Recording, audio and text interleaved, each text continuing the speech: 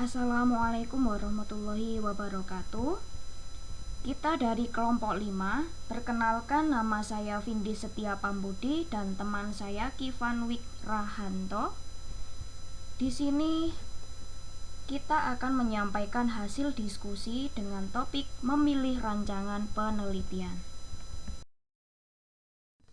Baik, dalam pembahasan yang pertama, di sini ada 3 bentuk jenis rancangan penelitian.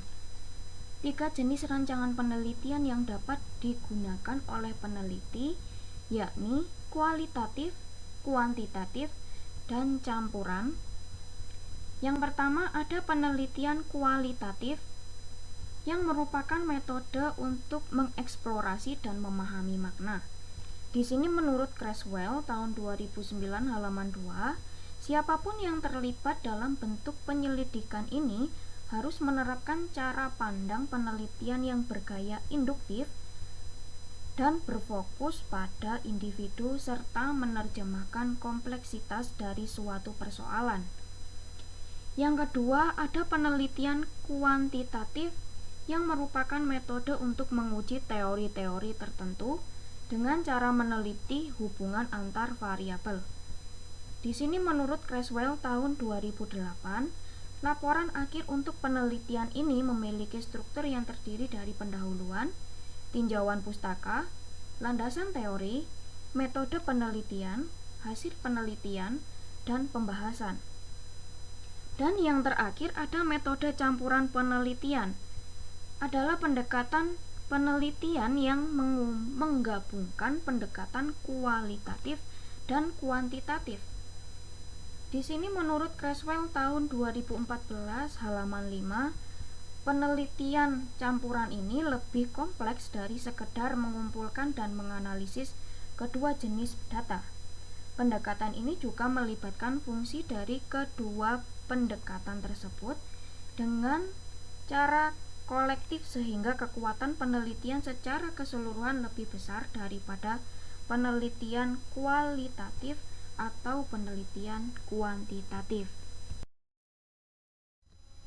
Oke, di pembahasan yang kedua, yaitu 3 komponen penting dalam rancangan penelitian. Yang pertama, strategi-strategi penelitian. Yang kedua, asumsi-asumsi filosofis. Dan yang terakhir, metode-metode penelitian. Baik, di sini saya akan menjelaskan strategi-strategi penelitian dalam rancangan penelitian. Yang pertama, strategi-strategi kuantitatif. Penelitian survei membuktikan bahwa studi cross-seksional dan longitudinal yang menggunakan kuesioner atau wawancara terencana dalam pengumpulan data. Penelitian ini mencakup eksperimen aktual dengan penugasan acak atas subjek-subjek yang ditreatment dalam kondisi tertentu dan kuasi eksperimen dengan prosedur non-acak. Strategi yang kedua yaitu strategi kualitatif. Di sini dibagi menjadi 5. Yang pertama ada etnografi, yang kedua ground theory, ketiga studi kasus, yang keempat fenomenologi, dan yang terakhir naratif. Etnografi dalam penelitian ini yaitu seorang peneliti menyelidiki suatu kelompok kebudayaan di lingkungan yang alamiah dalam periode waktu yang cukup lama untuk mengumpulkan data utama, data observasi, dan wawancara.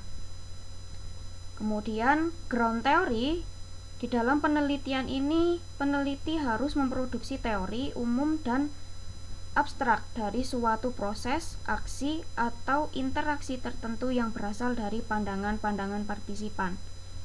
Kemudian studi kasus, dalam penelitian ini seorang peneliti harus menyelidiki secara cermat suatu program, peristiwa, aktivitas, proses, atau sekelompok individu. Fenomenologi, di sini peneliti mengidentifikasi hakikat pengalaman manusia tentang suatu fenomena tertentu. Jadi peneliti mengharuskan untuk mengkaji sejumlah subjek dengan terlibat secara langsung dan relatif lama di dalamnya untuk mengembangkan pola dan relasi makna. Dan yang terakhir ada naratif. Di sini peneliti harus menyelidiki kehidupan individu-individu dan meminta seorang atau sekelompok individu untuk menceritakan kehidupan mereka. Strategi yang terakhir adalah strategi metode campuran. Di sini dibagi menjadi 3. Yang pertama, sekuensial atau bertahap, yaitu peneliti berusaha menggabungkan atau memperluas penemuannya yang diperoleh dari satu metode dengan penemuan metode lainnya. Yang kedua, konsekuren atau satu waktu. Di sini seorang peneliti mempertemukan atau menyatukan data kuantitatif dan kualitatif guna untuk memperoleh analisis komprehensif atas masalah penelitiannya. Dan yang terakhir ada transformatif. Seorang peneliti di sini menggunakan kacamata teoritis sebagai perspektif overarching yang di dalamnya terdiri dari data kualitatif dan kuantitatif.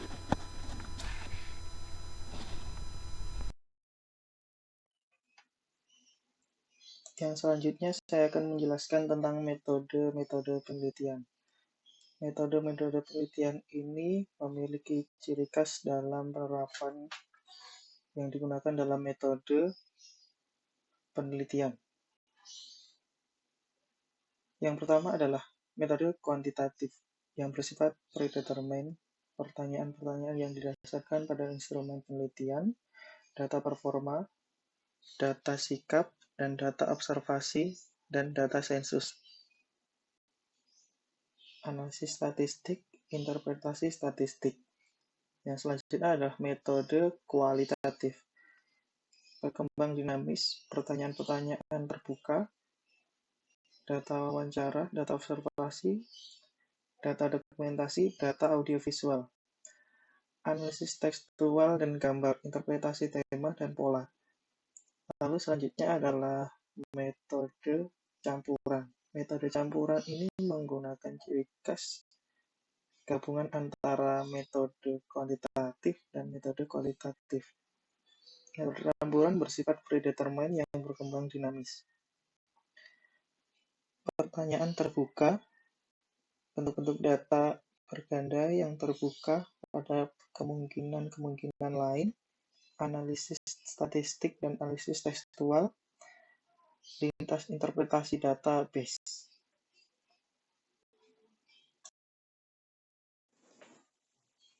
Ya, yang selanjutnya saya akan menerangkan tentang rancangan penelitian sebagai pandangan dunia, strategis, dan metode.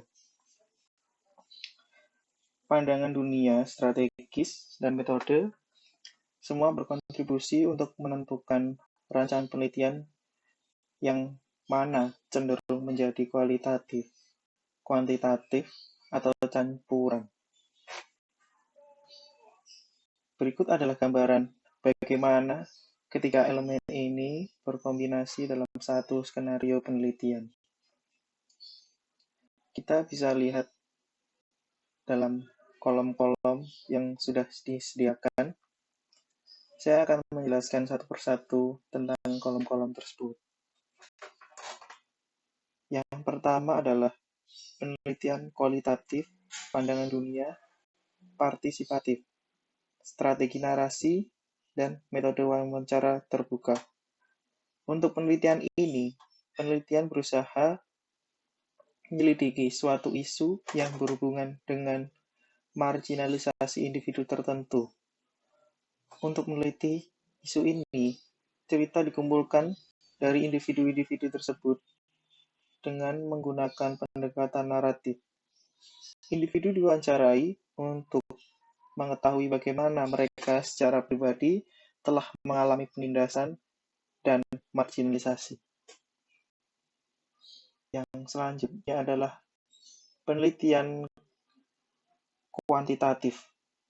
pandangan dunia positivis, penelitian eksperimen, dan metode pre- dan post-tes dari perilaku.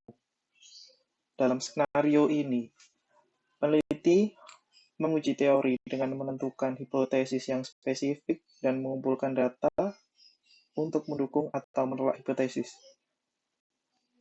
Rancangan eksperimen digunakan untuk menilai perilaku, baik sebelum dan setelah proses eksperimen. Data dikumpulkan dengan bantuan instrumen yang dirancang untuk menilai perilaku. Sedangkan informasi yang dianalisis menggunakan prosedur statistik dan pengujian hipotesis. Penelitian kuantitatif. Yang selanjutnya adalah penelitian kuantitatif.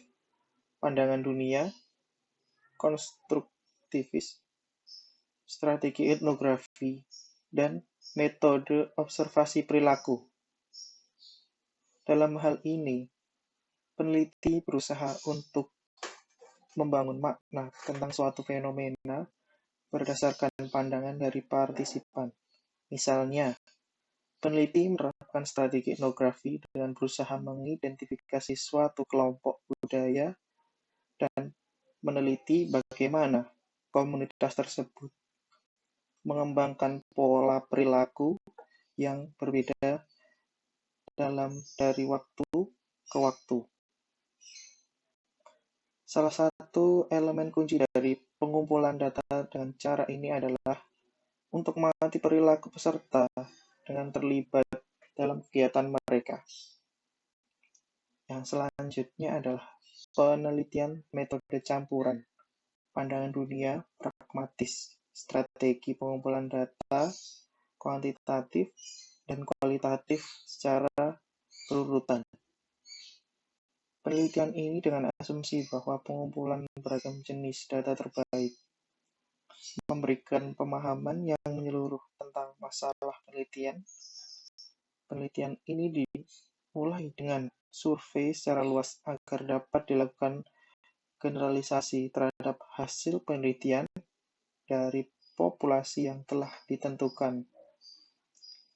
Dan kemudian dalam tahap kedua, berfokus pada kualitatif wawancara terbuka untuk mengumpulkan pandangan dari partisipan.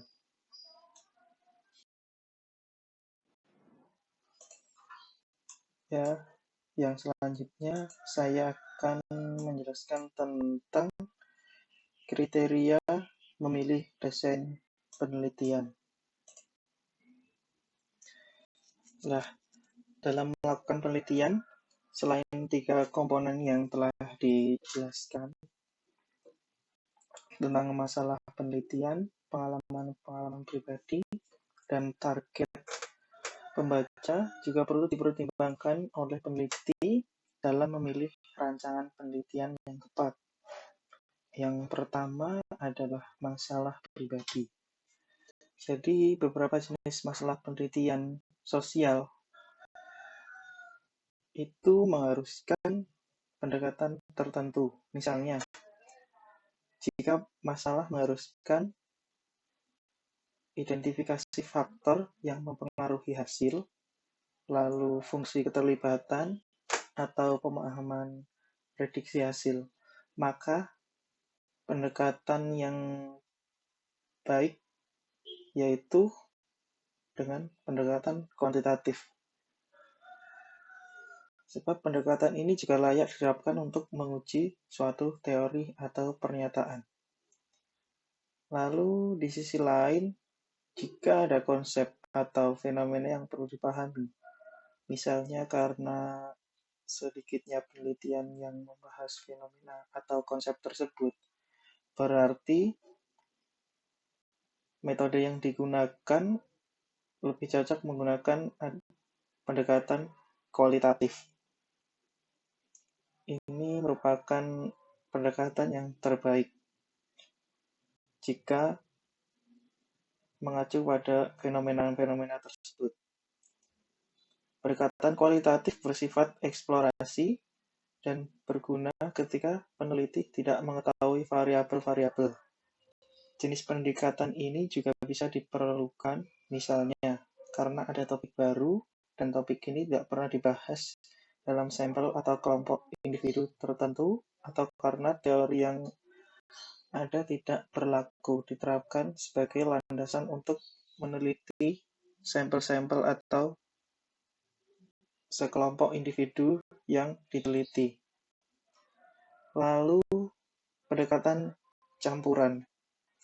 Pendekatan campuran juga sangat berguna, utamanya ketika pendekatan kuantitatif atau kualitatif dirasa tidak memadai untuk memahami masalah yang teliti, sehingga antara keduanya dapat digabungkan untuk dapat memahami masalah-masalah yang diteliti. Misalnya, seorang peneliti mungkin ingin untuk melakukan menggeneralisasi terhadap temuannya atas populasi yang ada, atau mengembangkan pandangan yang rinci mengenai makna dari fenomena atau konsep tertentu. Lalu selanjutnya, kriteria memilih desain penelitian berdasarkan pengalaman pribadi. Dalam penelitian, pengalaman juga mempengaruhi para peneliti untuk memilih pendekatan yang akan digunakan.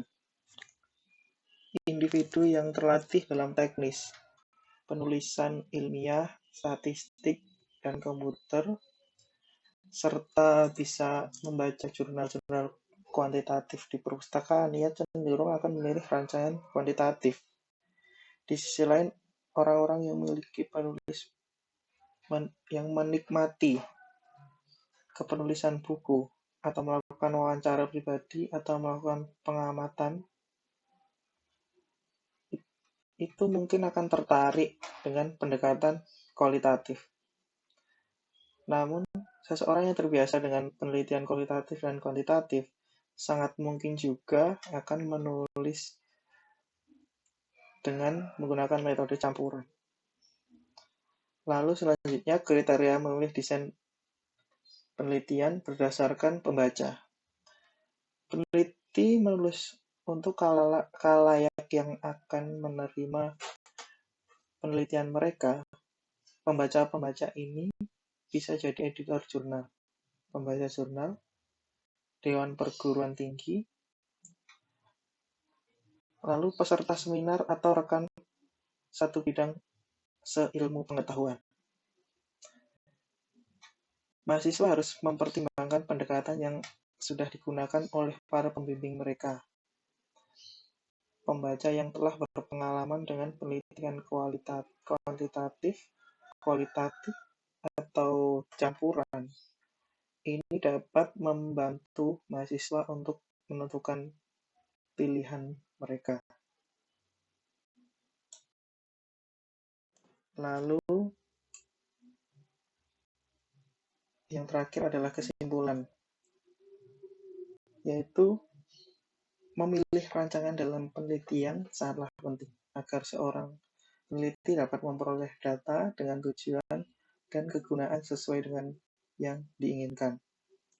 Data yang diperoleh dalam sebuah penelitian adalah data empiris yang memiliki kriteria berupa valid, reliable, dan objektif. Data yang valid yaitu data yang menunjukkan derajat ketetapan atau kesesuaian antara data yang sesungguhnya terjadi pada objek dengan data yang telah dikumpulkan oleh peneliti. Lalu, data dapat diuji melalui pengujian reliabilitas dan objektivitas. Ini adalah daftar rujukan kami, ada 2. Baik, sekian kami dari kelompok 5 mengucapkan terima kasih. Jika ada pertanyaan ataupun tanggapan mengenai topik yang kami bahas, silakan menuliskan di kolom komentar.